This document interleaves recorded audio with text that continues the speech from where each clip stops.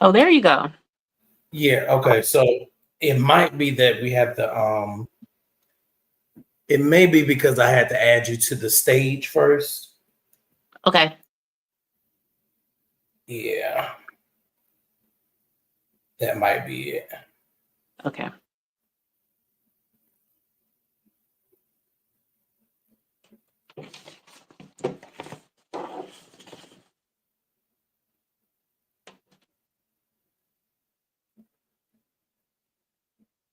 Okay. But you can hear me well now? Mm-hmm. Okay. Let me see. Hey, how you been? I'm doing well. Good to see you. Good to see you as well. Let me see if it's showing us because we that's what we don't want. Okay. Let me see. Yep, it's showing us too. Okay. So I know it's a way to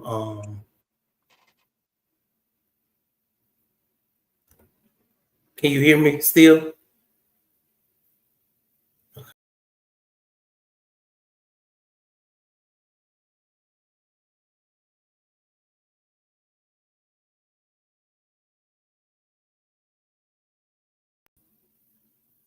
Okay, yeah, it's saying that I gotta be up there, but that's weird. And I don't want to confuse people. You can still hear me though? I can't hear you. Let's see. It's supposed. Oh, I think I know what it is. Hold on. Let's see.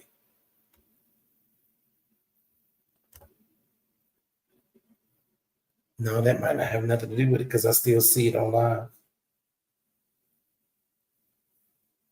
Dang, I promise. I know it's a way to do it. Mm-hmm.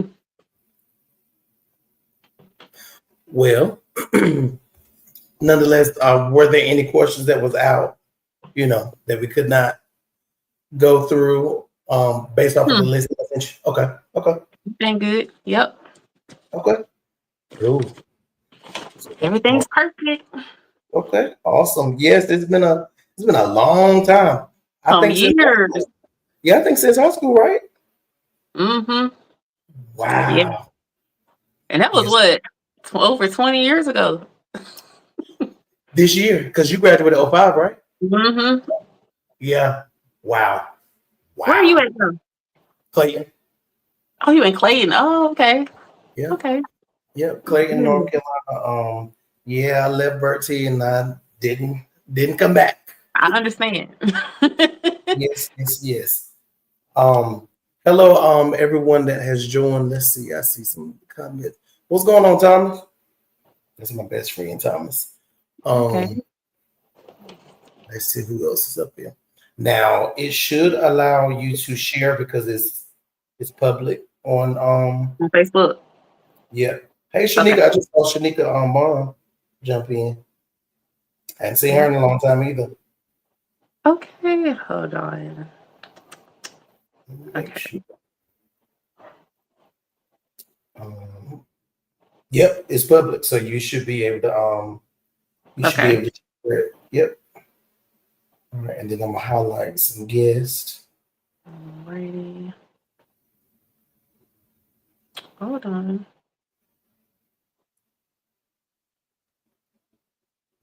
Okay.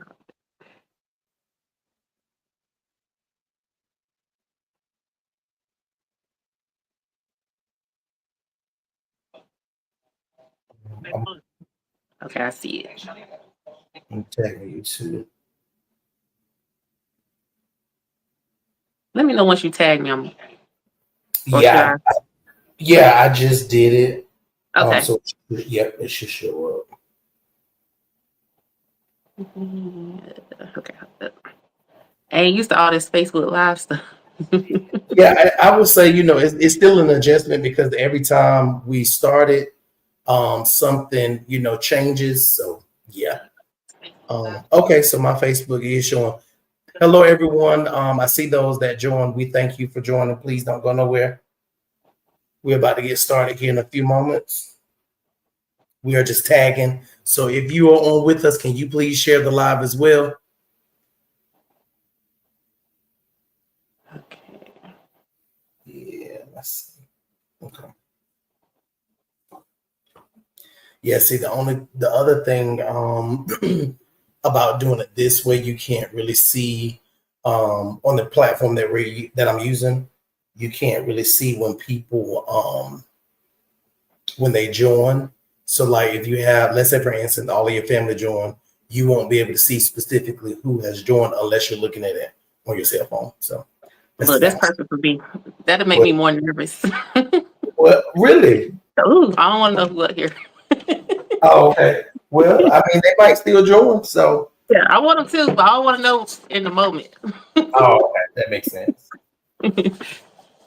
That makes sense. Let's make sure everything is turned down here. There we go. Perfect. All right, and I got everything good to go here.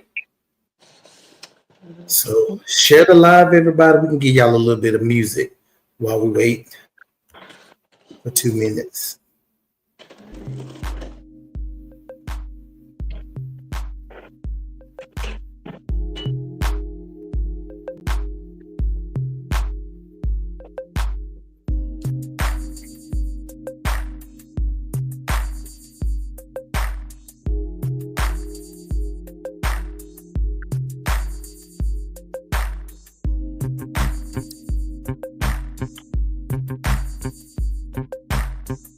Hello, hello, hello, everybody.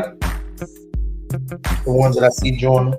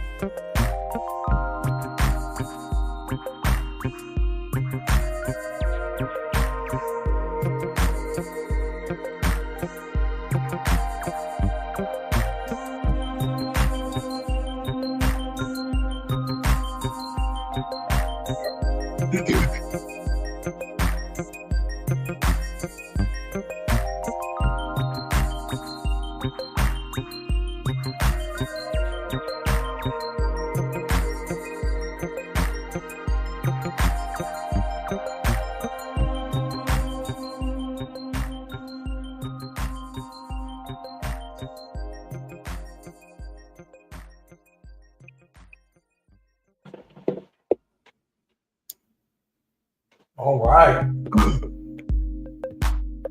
So hello, hello, hello again.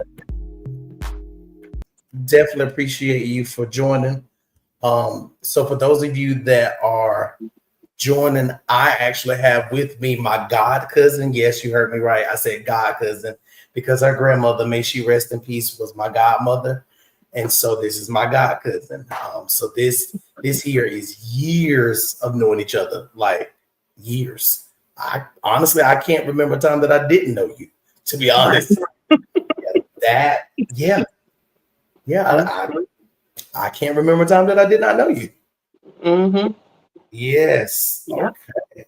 We go way back. Way back. When they say way back, like sandbox, this is literally sandbox. Yeah. Literally sandbox.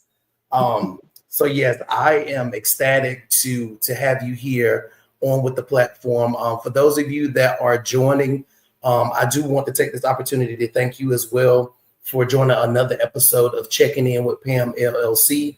For those of you that are not familiar with Checking In with Pam LLC, it is in fact a podcast, a live that we talk about everyday life, but we also talk about mental health, more specifically Black and brown mental health, because it is unfortunately a taboo subject in many households.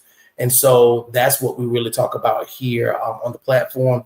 This platform was in fact inspired by my mom, which is where the name comes from, Passionately Aiming and Manifesting LLC. And so Pam for short, and my mom's name was Pam. So for those of you that may not have known that, I wanted to give you that insight. But then I also want to give a shout out to like I said, my god cousin here, Ebony. And Ebony, introduce yourself and kind of let them know a little bit about you, so that they can also get an idea of what we'll be talking about tonight. So introduce yourself, and you can share your handles, and then I could also make sure I put your handles in the comments as well. Yes. All right. Well, hi everyone. My name is Ebony, and I am originally from Windsor, North Carolina. 252. I'm 252. I wear a lot of hats, so I like to say that I am like a serial entrepreneur.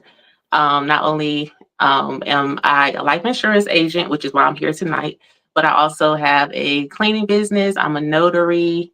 I also kind of dibble and dabble in real estate a little bit. But yeah, so and also I'm a wife and I have two boys that are 18 and 19. My kids are grown. Yes, yes. And I'm not even 40. Okay, so it's a little Okay. flex, but yeah, I'm just out here, just trying to help people get life insurance, understand it, and educate people as much as I can. So that's me. Yes. So thank you, thank you, thank you. First of all, thank you. I am honored to have you here on this platform to be able to educate, again, our Black and Brown people as it pertains to life insurance, but more specifically, generational wealth. So that's what we'll also be talking about on tonight. And so I Thank keep you for looking. having me. Thank you for inviting me. I'm honored. Yes. Yes, absolutely. I'm honored that you took the call because some people like, listen, if you don't have a boatload of cash for me, I'm not coming. So I do appreciate you for your willingness to even jump on. So I definitely thank you. Words cannot express how much I appreciate you for joining. You're welcome. All right. So for those of you that are tuning in, again, we are going to dive into some questions, some frequently asked questions, but then we're also going to give Ebony the opportunity to kind of share some more information that would be helpful. And so one of the questions that I came up with when developing the show for tonight was, Ebony, can you share with us how long you've been an insurance broker? Mhm. It is considered an insurance broker, right? Life insurance broker. Yep. So I've been licensed for about 4 years. Back in 2021, when the pandemic hit, well, it was a little after that, but my cleaning business was affected. And that was the only like occupation I had at the moment. So I was like, what else can I do like to get some cash flowing or whatever? And one of my homegirls, she was doing my hair. She was a life insurance agent. And she was like, why don't you sell insurance? I was like, girl, no, I ain't doing that. I ain't no salesperson. So she was like, no, I think you would really like it. And then she told me like how much she was making. So I was like, okay, sign me up. So anyway, I ended up taking the pre-licensing exam or whatever. And I took the state exam and passed and immediately started probably like within a month. And I sold for 2 years. Then I kind of took a break and I started back up at the beginning of this year. So all right, let's give you some snaps. Come on, come through. Snaps for you. Yes. Yes. Awesome. So how long would you say it typically takes? Like, is there like a study period or are you able to go straight into, testing, or how does that work? Yeah, so you have to take a pre-licensing course and that can be taken online or you can take it like at a local community college. I took it online because online is self-paced. Okay. So sometimes it takes people maybe like a month or two. I went through it in 2 weeks because I was ready to get to work. So I was on it like every day. I was studying, and it is a lot of material. Like it's a lot to cover. But like I said, I went through it in 2 weeks, and I passed my state exam on the first try. Like I was ready. So yeah, it is a process. It just depends on how bad you want it, or how much time you have on your hands to devote to, getting through the course materials. But yeah, I was ready. Okay. Listen, that is amazing. I am glad to hear that. So for those of you that are tuning in, did you hear it? If you would like to be a licensed life insurance broker, you too can do it. All you have to do is either A, like she said, go through your local community college, B, go through the online pace so that you can do it at your own pace. And obviously it kind of fits around your schedule. As she said, she was able to get that accomplished in 2 weeks. So again, you get to do it at your own pace, set your own goals. So that's something that I definitely would encourage you for those that are looking for a secondary income, making it your primary income. So it definitely sounds like something that is good to jump into. So I definitely would say, listen, if you want to learn more, she may be able to give you some information, So again, we will tag her information in the comment section before we conclude here. So you can, in fact, reach out to her if you do have more questions. So yes, again, I am so excited about that. So do you sell life insurance and health insurance or only life insurance? Only life insurance. There is a totally separate licensing for the health part. That is on my radar further down the road, but right now I'm just a life agent. So Okay. yeah. Okay. Now do you have a network that maybe you encourage people? Because I know we used to use what is it called? The health, is it healthcare? What is it called? Oh my God, I drew a blank.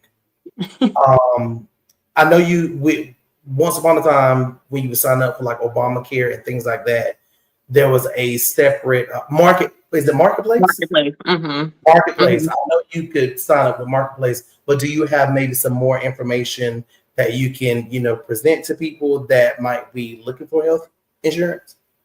Yeah, definitely Marketplace. And like the company that I work with, they have health agents too. So you can, we have a lot of agents that do life and health or just health only. You can just kind of reach out to local businesses that sell like, insurance, and I'm pretty sure they can kind of guide you. Absolutely. Yep. Okay, awesome. So thank you for that. So I also wanted to know, is it true that if a person has a pre-existing condition that they may have a higher premium? And if so, can you expound on that? That is very true. So it depends on how serious the health condition is. Because what life insurance companies look at, if you have like a pre-existing health condition, they look at you like as a risk. So they're kind of looking at it as, okay, this person has a issue going on, which means they probably won't be here a little long. That's how they look at it. So we won't get much of an investment out of them. So we're going to charge them. We're going to get our money up front. So that is why they charge higher premiums when, you have you've had a heart attack or a stroke or cancer. So yeah, you're definitely going to have higher premiums. Now, if you have like conditions that are very common, like high cholesterol or high blood pressure, you're not going to have like a outrageous premium due to that. Yeah. So like things that are like that can be controlled and maintained, you would be fine. Like your premium would just be average. Okay. So for those of you that are tuning in, I would definitely suggest that you start to kind of look into those things if you do not have life insurance at this time, so that you can prepare for your loved ones, so that you will not, unfortunately, if you should pass prior to time, none of us know the time, the minute, nor the hour, nor the day, right? So being able to kind of be a little more prepared for that, we definitely don't want to be a financial burden on our loved ones. So we can do what we need to do to make sure that we are preparing for that time. Should we go? Who knows? We might all live to be 100 years old, and that's the ultimate. In case, we do want to make sure that we are preparing for whenever that time comes. So yeah, so thank you again, Ebony, for sharing that. Is there affordable insurance out there for people that have pre-existing conditions? And if Absolutely. so, Absolutely. I like to tell people that there is a life insurance policy out there just for you. You just have to find the right policy. So this is why I chose to go the life insurance broker route, because I can shop around like to different companies. Different companies offer different products. So some companies they'll approve you day one. with some conditions, and other companies will be like, no, you're going to have to wait. So I like to tell people, if you do have like pre-existing health conditions, some companies will they'll make you wait before your policy will pay out to your beneficiary. So you'll have like a 2-year or 3-year waiting period. Just depends Mhm. on how severe, your case may be.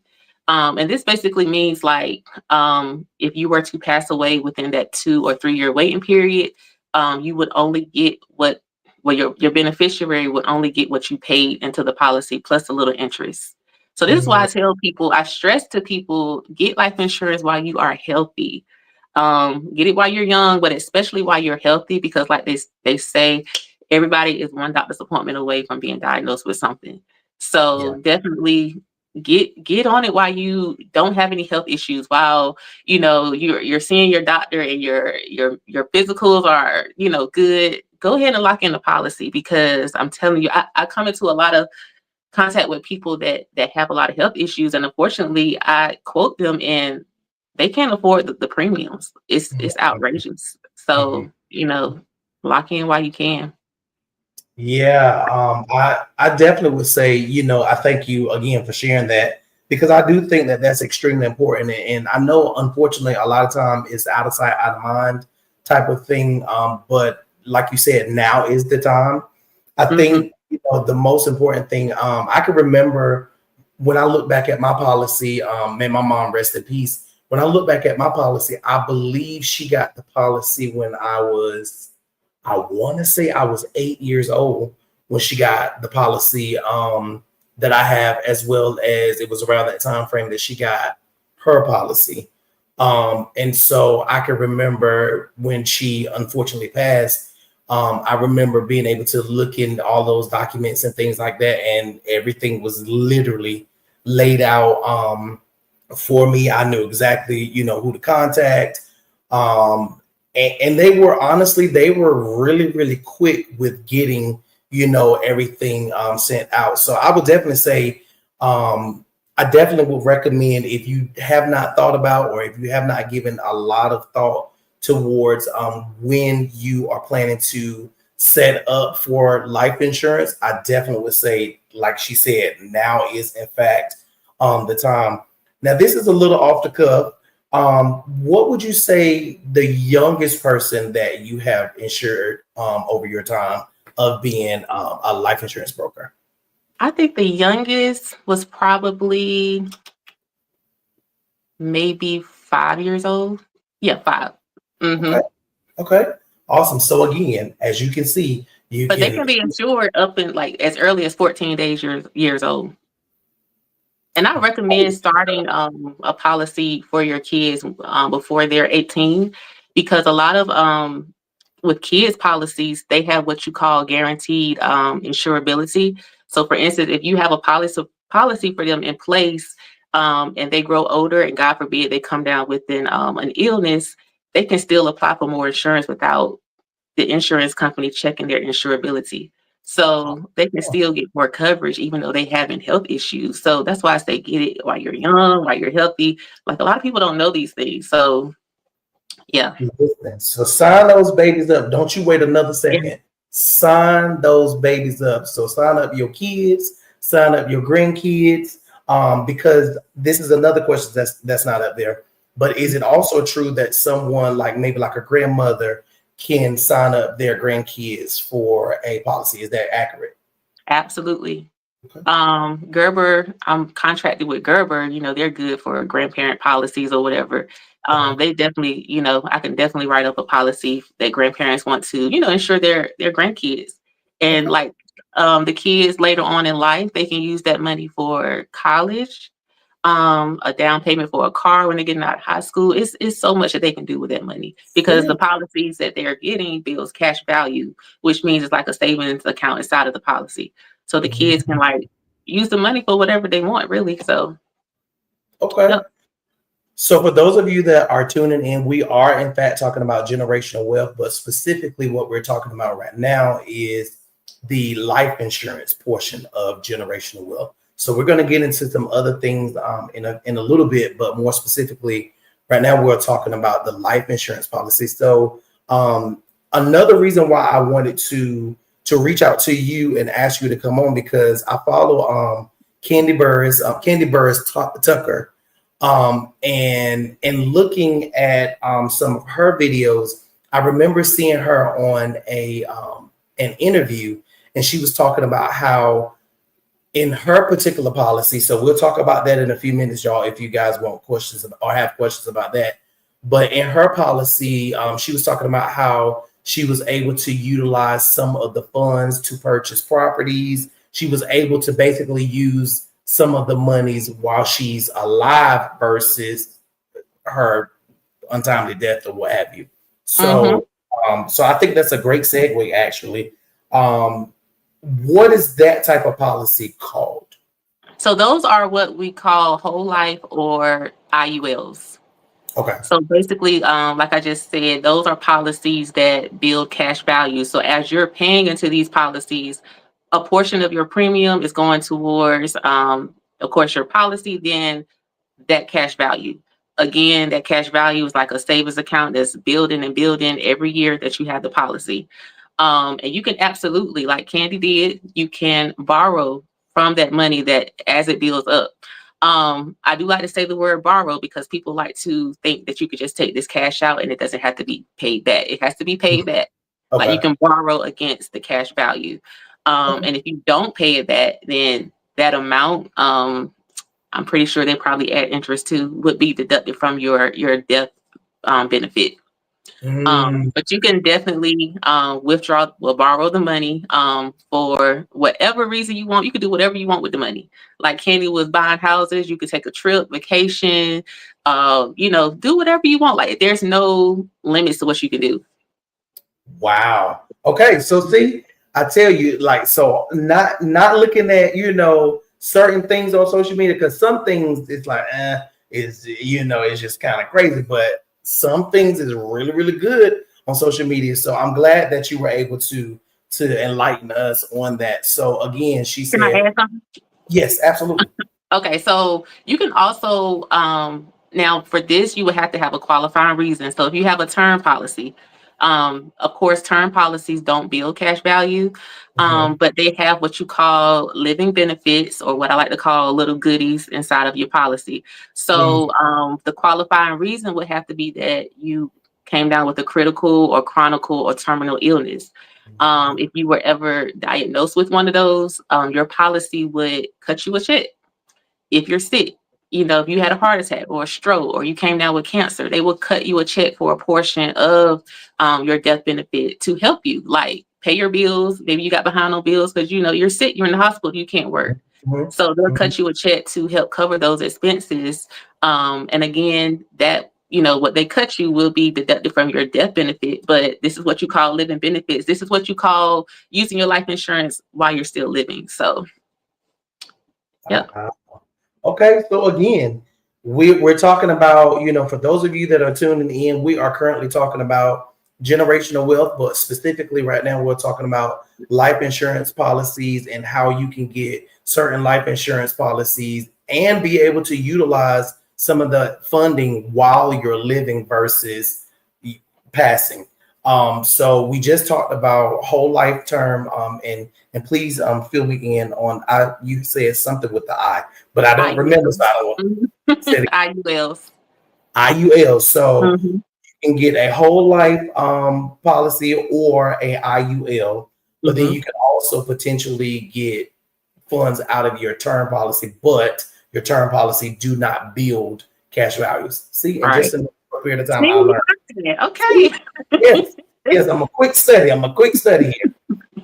Okay, so awesome. So as you can, for those of you that just tuned in, so we also talked about how with the whole life policy, you can in fact, borrow money, and we're using the word borrow because you cannot just simply withdraw and not pay it back. So you can borrow. Now, do you know the specific? Is there a range? Let me say that. Is there a interest rate range that you have to pay, towards whatever amount you borrow? And I know all of that is contingent upon how much you borrow. Yeah, definitely depends on how much you borrow. And it is different from company to company. Okay. I really can't give you like a specific number, but it just depends on the amount that you borrow, of course. Then again, how much cash value you have built up. So, Mm, okay. So you yeah. so you get that. So get those policies so that that cash value can build up. Because if I heard you correctly, after a year, it starts to build cash value, and however long you kind of have the policy. Is that correct? Now, it depends. So if you get a whole life policy and you're paying $20 a month, it's going to Hmm. take you a while to build a cash value. Okay. So I say the more that you pay into the policy, the quicker the cash value will build. Um, I know people like to, look at policies that hold cash value, like, oh, I can borrow against the money. Well, you got to pay something into the policy first before you can borrow from it. Okay. Okay. So, And yep.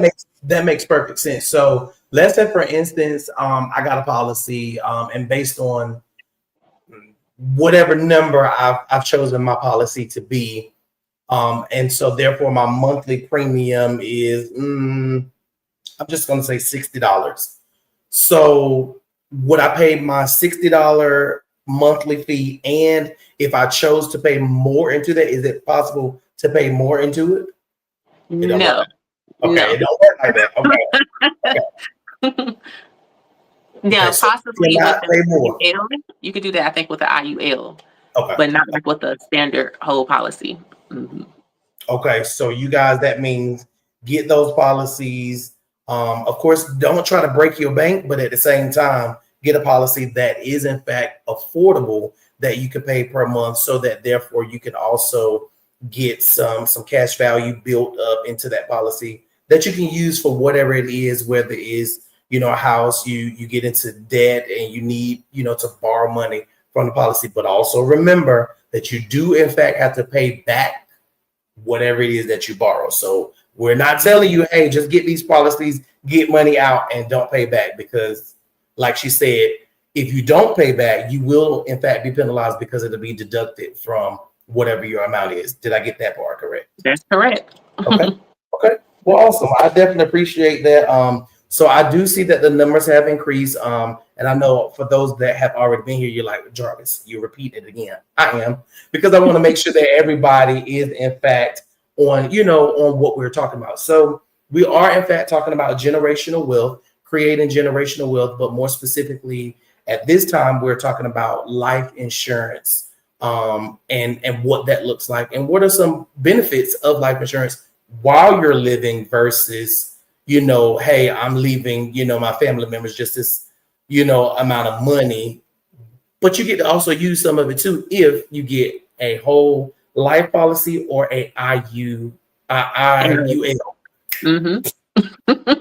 Bang, got it. So I would definitely say, look into that. So with that being said, what are your thoughts about, and that's also a segue into the next part. What are your thoughts about creating generational wealth from the aspect of life insurance? What is your take on that? Woo. So generational wealth is everything to me. So I keep telling people that life insurance is one of the easiest ways to create generational wealth for your people. I know a lot of times I come across clients like today. I was doing a little client intake for a guy that wanted to get insurance on his family. And I was like, well, sir, how much coverage would you like to get on yourself? He was like, just enough to bury my black behind. That's all. And I'm like, no, like we have to stop thinking that life insurance is just enough to cover the funeral and the burial. Like it goes beyond it. Um, and I also hear a lot of us say that, I'm not trying to get rich off nobody. Like we gotta Mhm, stop, we gotta change that mindset.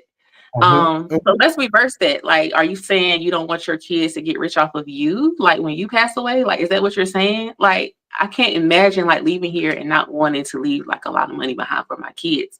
So I'm right. trying to teach us to, get more than just what the funeral costs. Like Mhm, get a large enough policy to where it will cover the mortgage for a few years after you're gone, or pay a house off, or, send a child to college or whatever. Like that's what you call generational wealth, mhm, not just cover the funeral. And we got to stop like being okay with just leaving stuff behind. Like in our culture, Right. Right. like we want the sentimental gifts, but we want some money too. Yeah. Okay, like what Yes. we gonna do with grandma floor model TV? What we gonna do with what we gonna do with it? Yeah. We want Yeah. money. And I like to say that, life insurance is basically saying I love you enough that I'm still taking care of you even though I'm gone. Like I Yes. love to say that. I love to tell people that. So Yes. that is just how we're going to break these cycles. We're going to create generational blessings for our family. We're going to break these curses of being Yes. uninformed, uninsured. Life insurance is easy. It's an easy way to create generational wealth. So yeah. Yes. So again, did you hear what she said? Knowledge is power. So, of course, there's been years upon years that a lot of us had no clue about where to start when it comes to generational wealth. Some people think that there's only one or a few avenues when there's honestly a multitude of avenues that you can take, life insurance being one way that you can create generational wealth. So for those of you that are tuning in, we're talking about life insurance and how it can create or contribute to generational wealth when it comes to your grandkids, when it comes to your children, when it comes to your great grandkids. So starting that, that legacy that a lot of us oftentimes talk about. What's going on, Venicia? Thank you for joining. What's going on, Brittany? Definitely thank you for joining. I am seeing your comments come through. Brittany came in and said it's also important to get it outside of your job. Absolutely. Mm-hmm. Getting life insurance outside of your job. And so I tell people all the time, I do have a life insurance policy with my job, but then I also have a life insurance policy that I inherited or started taking over the payments from my mom that my mom had on me before she passed. So I definitely agree with that. So that's definitely a great call in, because in counseling we use the term call in. We don't call anyone out, but we call people in so that they can learn how to change that mindset. So yes, great point, Brittany, and great point, Venicia as well. So yes, so that's what we're talking about on tonight, you guys. Creating that generational wealth. Like, we love our kids, we love, they might get on our nerves. Okay, let's be clear. I don't have any biological kids yet, but they coming. But with that being said, at this time, I know that kids get on our nerves. But what we don't want our kids to struggle the way that maybe some of us have grown up. We don't want our kids, to not be able to know which way to turn, if we shall leave.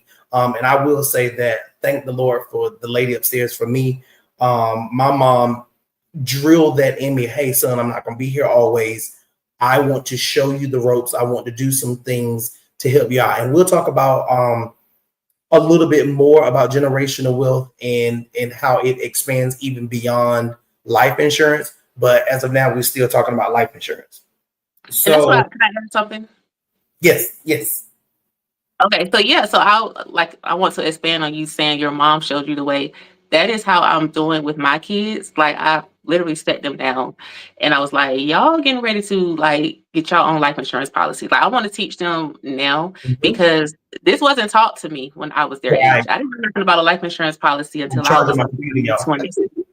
Right. And so I'm teaching them now the things that I didn't know until late. Such as, starting their credit journey. Like yesterday, I added one of my sons as an authorized user on my credit card to help build his credit up.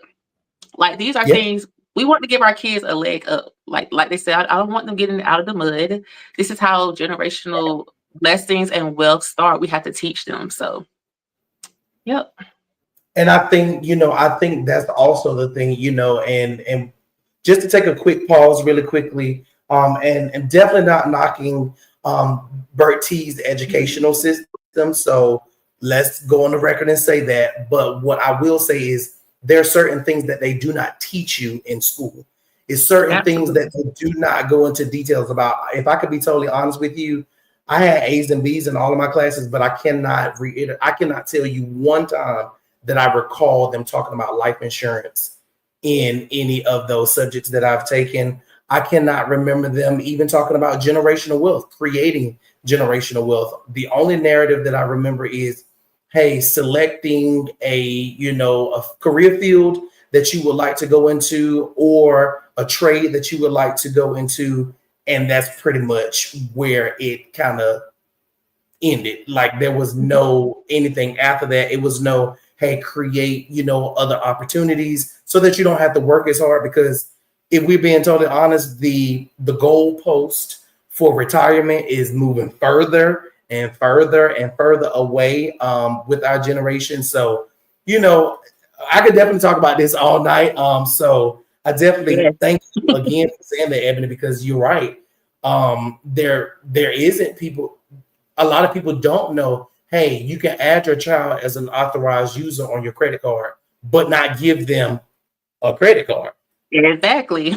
So therefore, they're literally learning and they're being able to get a boost in their credit score. So when it is their time to go out and do stuff, and so we need to start teaching them about credit scores and stuff like that too, because I learned that information, but again, that information came from, I was a business major at once upon a time. So that's where a lot of that came from. But if I could be totally honest, when I was in college, I jumped straight into getting credit cards, not knowing, hey, keep them under 30% utilization. You can have some balances on your credit cards. Don't let them fool you. Don't let them tell you that you cannot, but keeping it under 30%. But we're not going to go too far off topic. We're going to come back to the life insurance and then we're going to go back.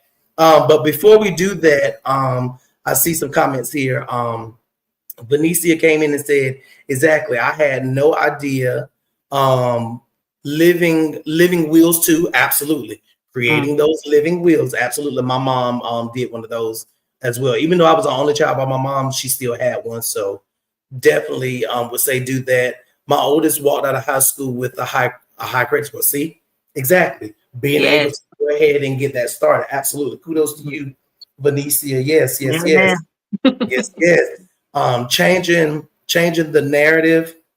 Benicia came back and said, changing the narrative. Absolutely. We want to do better for our children again than what we had. And that's not to say that our parents, did not do well by us. Is that, hey, they may not have been fully educated on what they needed to tell us. And so, each generation should be getting wiser. I'll leave that there. So, I do think that they still need us, because to be honest with you, a lot of our parents, have either a transition or maybe, they're at an age where they may or may not be able to do some of the things that they used to be able to do. So it's kind of us, to educate the generations that are coming up behind us. Brittany came in and said, we're not going to have retirement. Yeah, because again, the goalpost unfortunately continues to move. And so I do think that, again, when we're talking about generational wealth and we're talking about life insurance portion of that and how that can help. So again, going out there, getting those whole life policies as well as those IUL policies so that you can have cash value built into the policy or building in the policy so that therefore you can use should you need it while you're living versus unfortunately you're passing. So again, still being able to create that wealth as well. So great. All right. So with that being said, let's see. Shifting gears just a little bit, but not too much. Do you feel that the purchase of life insurance will help surviving family members with generational wealth? And I want to add a part to that if utilized properly. Absolutely. Okay. Yeah. So, and I think it's very important that you make whoever your beneficiary is, they need to be financially literate. And they need to be financially responsible. Because what is the point if you leave all that money to somebody and they just blow it? I remember a few years ago, I was working at a bank and this guy came in, his mom had just passed away and she left him $30,000. He was like a little young guy. And he put the money in his account and day by day, he kept coming in every day, taking something out, taking it all out. And by the end of the month, that 30,000 was gone. And I'm like, a month. He was a young guy, so he didn't know, like, right. he didn't know money management or anything. So I like to tell people, like, make whoever your beneficiary is, make sure they, if you lay out what you want this money to be used for. Mhm. And that's the only way that it's going to really benefit the family. So yeah, definitely, it would definitely help the surviving members. Wow. And also, like, creating a living trust. That Mhm. way you can kind of lay out how your death benefit is to be used, in what ways, and who's to get what and what to pay. You can lay out all of that stuff. You can be running things from the grave with a living trust. So, yep. Yeah. Yeah, and again, I think that's really important to say as well, because again, you get to dictate how that looks, what that looks like, so that you can help. And I tell people all the time that my mom is still being the mom. Like you said, from the grave. She taught me a lot of lessons that I do in fact feel that has been extremely beneficial to me. And like you said, being financially literate. Like, have I messed up? Yes. Who hasn't? Right. Being able to give myself, grace, being able to give yourselves grace and learn from whatever mistake you may have made. Again, with what we're talking about, this is how you do it. Being able to, create that for yourselves, as well as be able to create that for your children, and their children. I mean, that's just honestly what we're talking about, and that's what it is.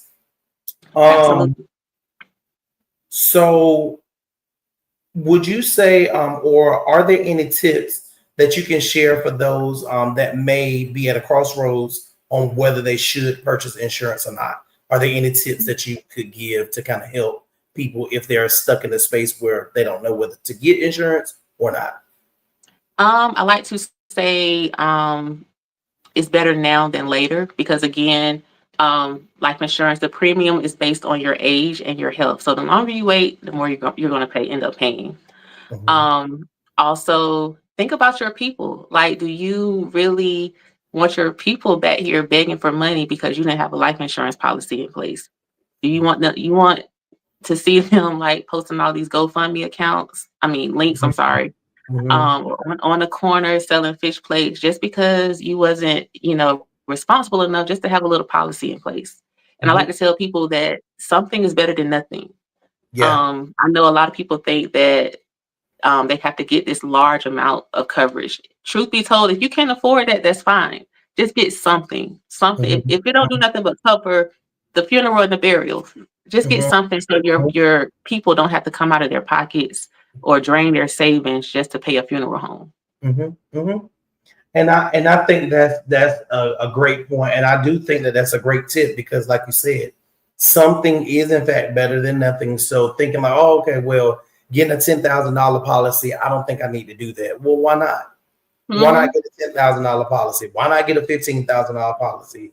Hmm. It's a start. And if your wishes are to be cremated, which that's a whole different conversation, because I learned something about that too. Hmm. Now I actually learned that from watching BMF, but that's neither here nor there. But if whatever that kind of looks like, if that is what you would like to utilize, the funds for, like Ebony was saying earlier, write that in your living will, so that those, where whatever the benefits can be allocated to exactly what it is that your wishes are. So I definitely would say, yeah, I definitely agree with that. So something is better than nothing. So if you do not have any type of policy at this time, getting something is better than nothing. Whether that be a $10,000 policy, or let's say, for instance, you say, hey, I want a $5,000 policy. $5,000 policy can cover cremation. I do know Hmm. that this time. Hmm. $5,000 can cover cremation at this time. If you're like, hey, you know what, I don't need this elaborate funeral, just cremate me. You might have $1,000 or $2,000 to the side, wrap up some things, whatever. Right. That can happen too. So creating, getting that policy for that is something that I definitely would encourage you as well. Would you say that that's accurate, Ebony? Absolutely. Yep. Yeah. Yeah. So start with something. Start somewhere. And another question that was not on the list, Okay. and they're coming. Come on. So correct me if I'm wrong, but you can have as many policies as you choose to, correct? As many as you want. There's See, no limit. See, so if you have that policy that maybe you had when you were 8 years old, like I did, continue to have that policy. To be honest with you, I think I pay $13.52 per month. Mm-hmm. So it's really inexpensive. Now the coverage is not going to get me, it's not going to have me going out of here in a glass. What is it? Horse and carriage. I'm not going to get no horse and carriage with the policy that I currently have. However, learning what I've learned tonight and being able to go out there and create me a whole life, get a whole life policy or an IUL, I now know that I can, in fact, use that, have whatever I want, this elaborate, funeral, if that's what I want. But then I also know that I can utilize some of those funds while I'm still yet living. And that's also important, So yeah, so I think this is some great information. So I really hope that for those of you that have just tuned in, that we've been sharing some things that maybe you didn't even know, that now got you thinking like, hey, you know what? I need to call an insurance broker. And I have the perfect insurance broker for you. She happens to be on the screen with me. Ebony is the great insurance broker. And so I definitely will be sharing her handles later on so that you can see that. I will pin it in the chat so that you can see those. And so you can reach out to her for any questions that you may have, because again, we want to go ahead and get started. We don't want to wait until we're in our 60s. We don't want to wait until we're in our 70s thinking, hey, oh yeah, now's the time to get a policy, because like she said, it'll be higher because it's based off of your age. Mm-hmm. And so you want to be very mindful. And then because it's based off of your age, even if you have lived, literally your best life and you're well, you're healthy, you still got to think about the fact that you're now, 60 plus and what that will look like, because it's sad to say what I'm about to say, but the way, and again, Ebony, please correct me if I'm wrong, the way that the insurance companies look, you got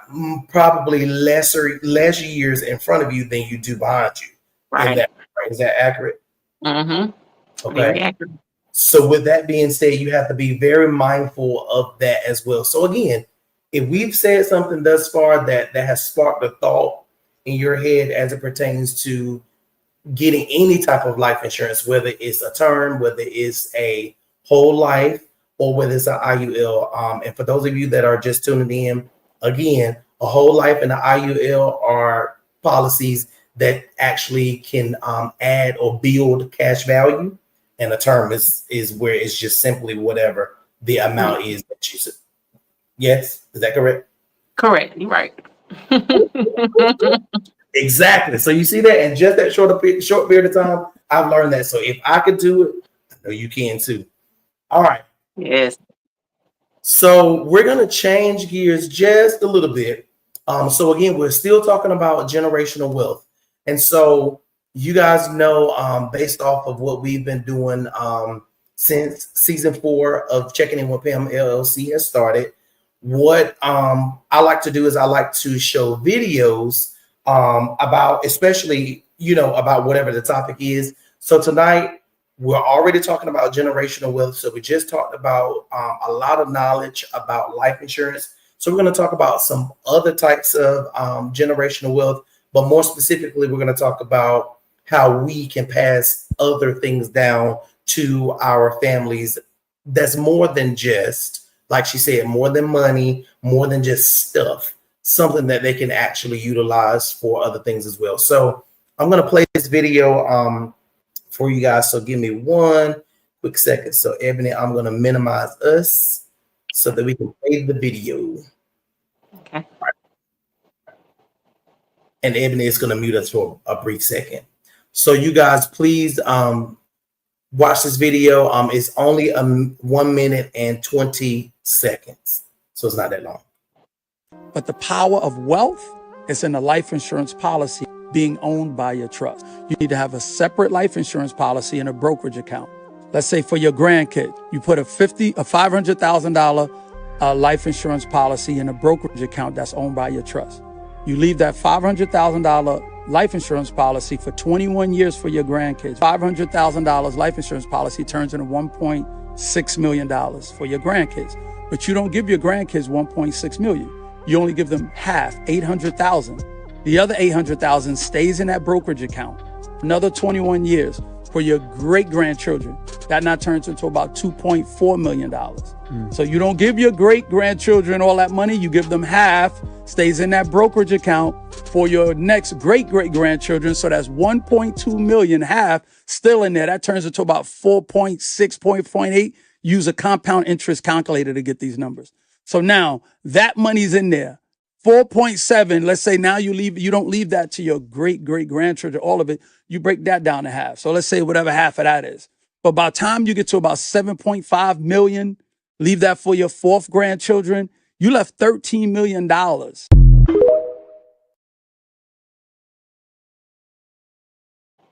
guys probably noticed that was the wrong video, but I do definitely think that also helped with the point of in which we were making in terms of being able to leave that leave money behind with your insurance money and things like that. So I think that helped with that point. The other video, I'm sitting here looking at it. I do not see that other video up here, but nonetheless, it was a video that was talking about how there was generations of land that was left to their family. And this guy said that what he did with the land was he went in, he cleaned it out, he created his own vegetables, he created his own everything. And so that within itself is another way of being able to create that generational wealth, because what that does is now I don't have to go to the grocery store to pick up fruits, vegetables, and all that, because guess what? I'm growing it myself.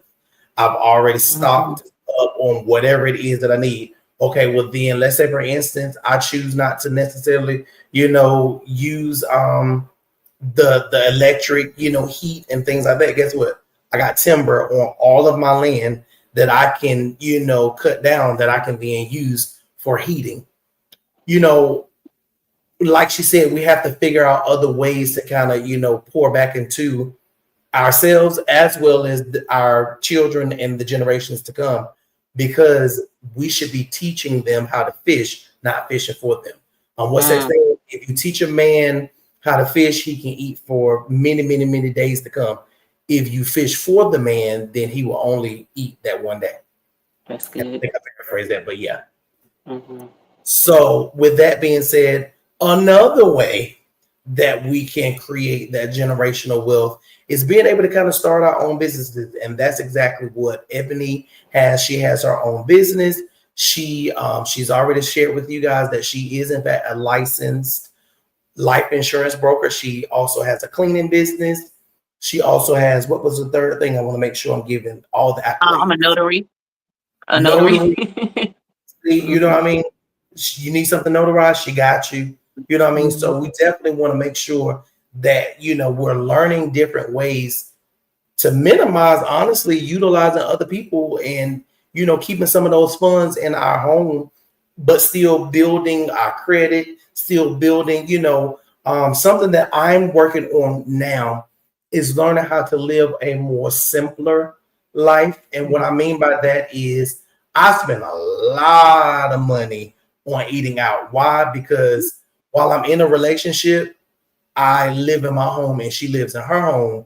And so sometimes we don't necessarily, eat with each other or what have you. So it's easy for me to just go out, grab me something to eat. It's convenient. So I should say that it's more convenient than anything else. Well, then when you do that, guess what? You got, the weight that you put on, because I don't put on a little bit of weight. But I said that to say today felt great. Today was my first day actually packing a lunch. So I meal prepped, I took my stuff, and it felt great. That easily was $20 less than what I normally would spend.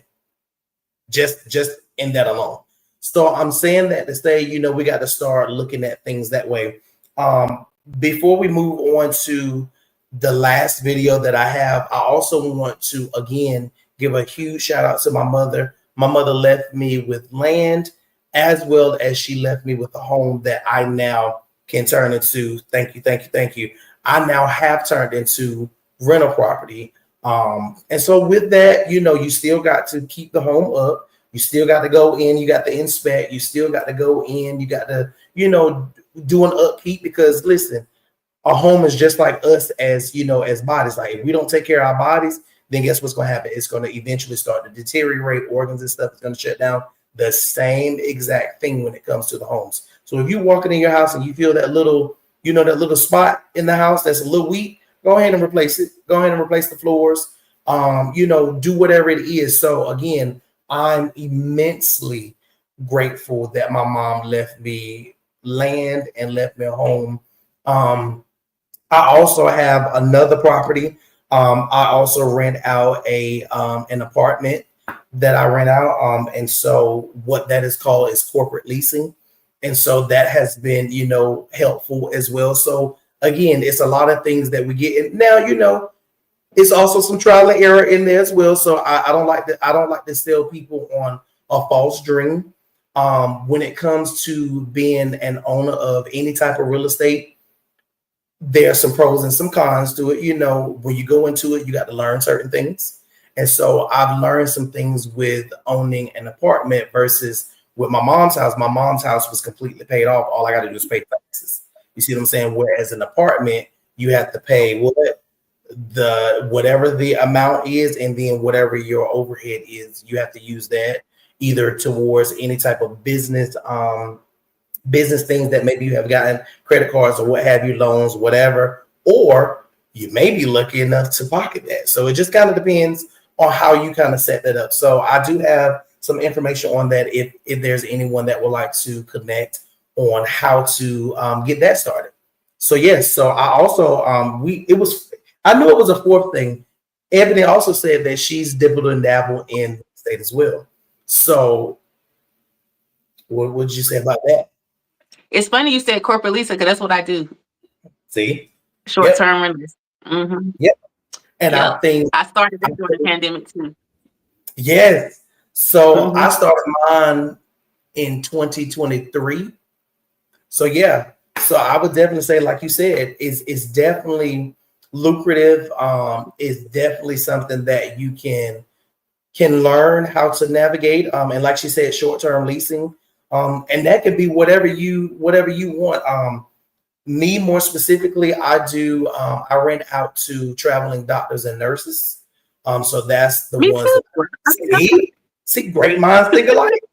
Great minds think alike. So, it's definitely many opportunities out there, that can be utilized.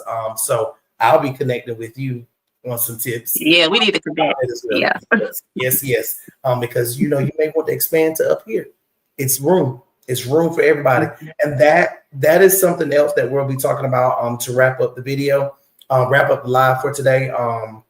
Something that I think we as Black and brown people, we have to get to a space where we are pouring into our other Black and brown businesses because, well, you know what? I'm going to stop talking. I'm going to play this video and then I'm going to come back and tell you why I said what I said.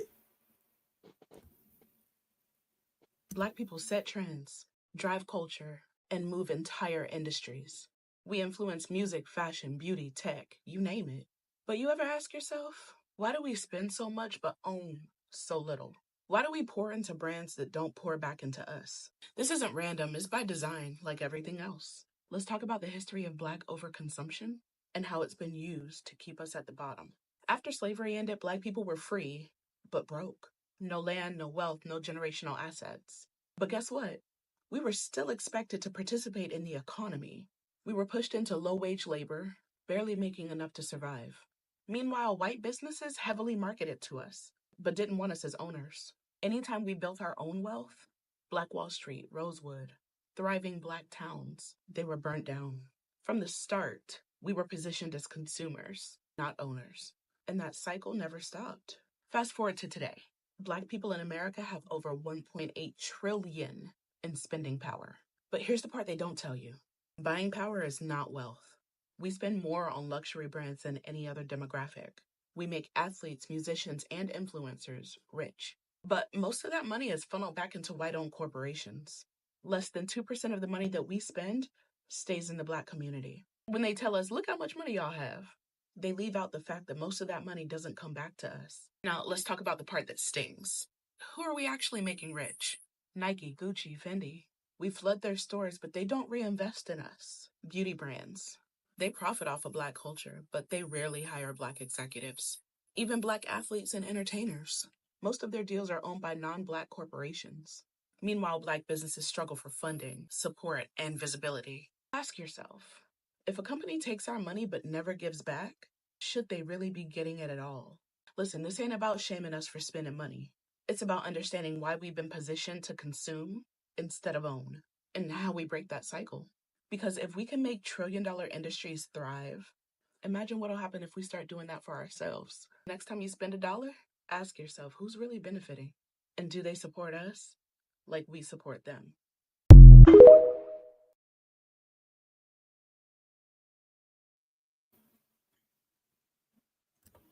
So that's, that's something that, I did not know the specifics behind it. Like, of course, I knew that, if we choose, hey, if we take our money away from certain companies, i.e.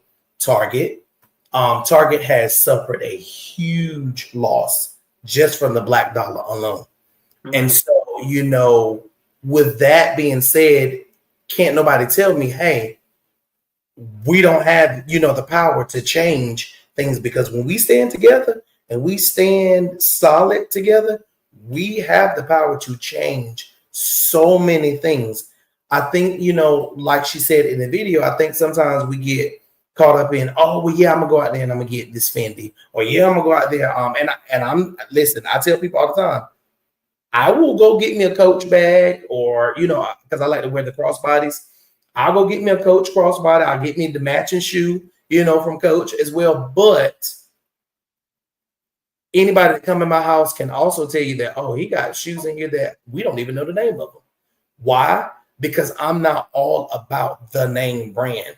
Because especially once you kind of learn that we have been overspending, because I don't know about a lot of people, but once we found out what was going on with the tariffs, like even that alone kind of explained that we are paying way more on those items. Where we go over there to China, it's the same item, but way less.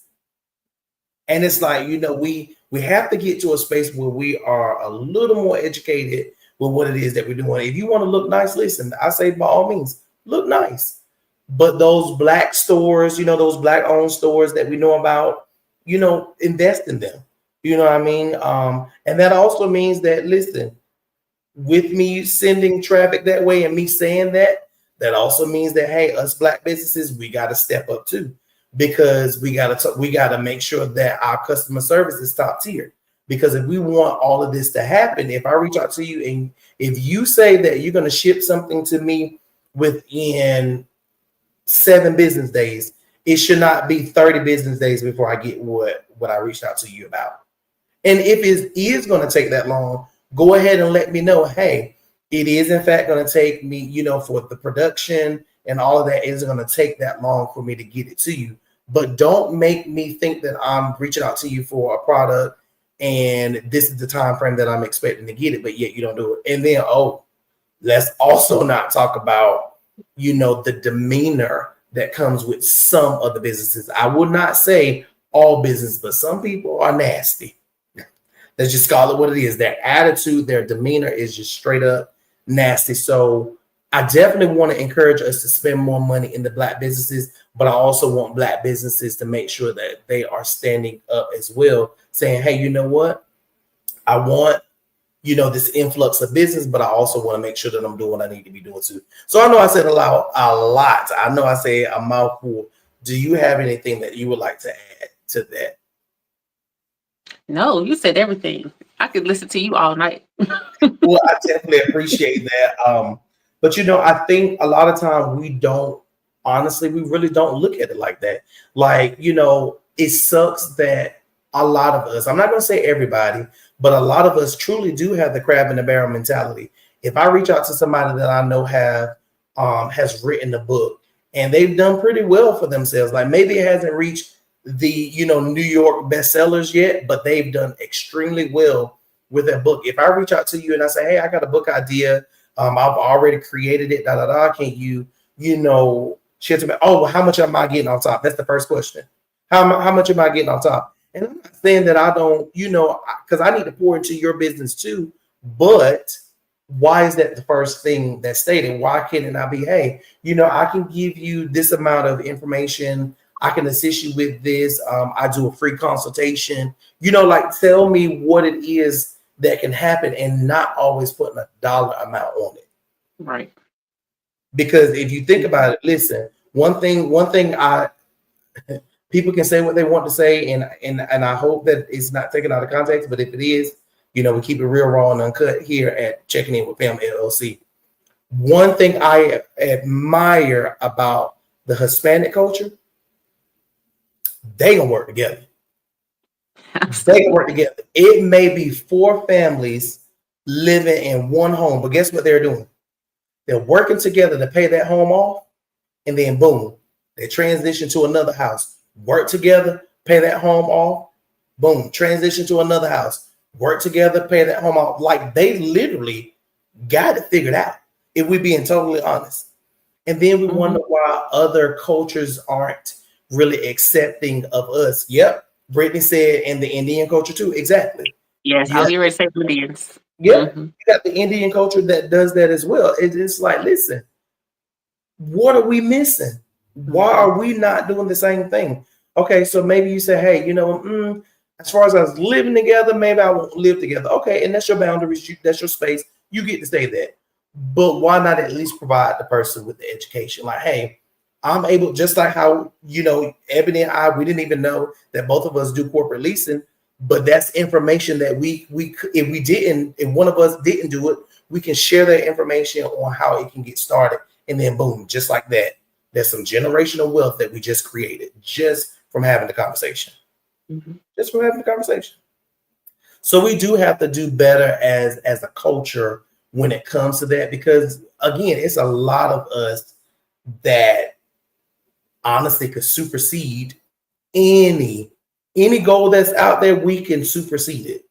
We showed that in astronomical amounts when it came to, the death of a lot of Black people, right? We showed it there, protesting. We showed it when we said, hey, you know what? We're not giving, Target any more of our money. We showed it there. So can't nobody tell me that it cannot be done, because it can.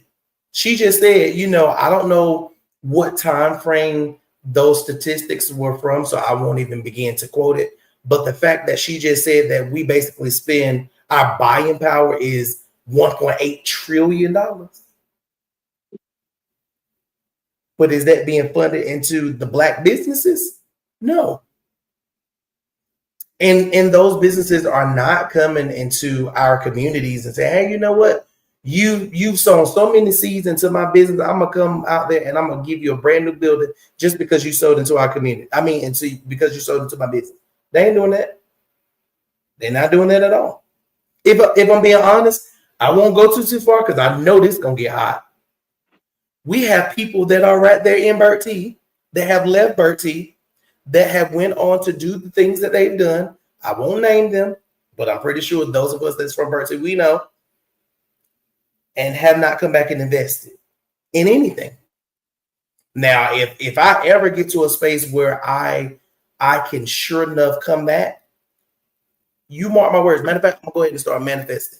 When I get to that space where I can go back and I can invest, even if that's just going back, having a platform such as this, like, hey, let's have a panel, because we don't do that either. We don't talk to our young Black and brown kids enough. I'm not talking about us as parents. I'm talking about, we don't create panels to go and say, hey, you know what? It's okay to talk about that mental health issue that you might be experiencing. It's okay, to talk about generational wealth, what that looks like. So we got to start doing that as well. Exactly. Naturally, NC came in and said, that's why I don't gatekeep. And she does it because she's the reason why I even got into corporate leasing, because I didn't know. I knew, and I always said this, I've always said that I wanted to do something with apartments. I've always said that, but I didn't know how. Well, once I started talking to my girlfriend, she is the one that actually put me on how to do corporate leasing. So again, Exactly. Let's not gatekeep. What's going on, Jamal? Jamal came in and he gave us 3 bullseyes because that's right. Like we have to be able to give back, and even if you got the knowledge, that's a give back. So it doesn't have to always be monetarily either. Like create a camp of some sort, and go back and give something. And so with that being said, my plan is definitely within the next year or so, I'm definitely planning to go back. And who knows? It might not even be a year. I might be able to go back and do it this upcoming school year. We'll see what happens because I'm definitely open. So if you know somebody that is willing to have us come, I think this would be great to have a platform where, us as, Black people going back, sharing like information about creating our own businesses, just giving that knowledge. So if you know anybody that we can talk to, let's do it. I would be willing to do it. Yes. Yeah. Absolutely. Yes. So you guys know that I do not like to hold you guys for too long, but I always like to leave with a mental health tip of some sort. And so since we're talking about generational wealth, what I want you guys to do, I want you to take the opportunity to go and look up something as it pertains to life insurance or a way. And I know you're like, Jarvis, we're not in school. Let's think like we are in school. Go look up something, and I promise you it will be beneficial to help you. Even if it's just, hey, you know what? How can I better, address issues that my children may be having? It starts with a conversation. So without further ado, I do definitely thank you. I thank you again so much, God Cousin Ebony. Thank you, God Cousin. Yes. Let's give my God Cousin some snaps. Definitely appreciate you.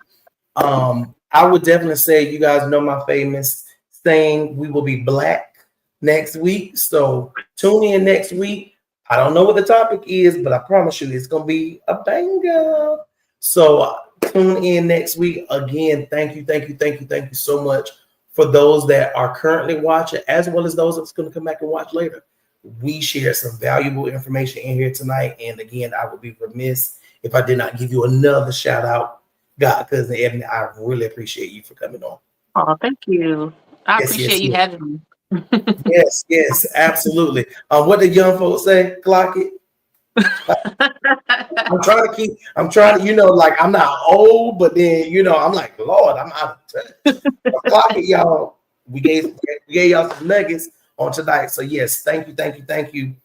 We will be Black next week. So tune in next week to see what we're talking about. Peace. Bye.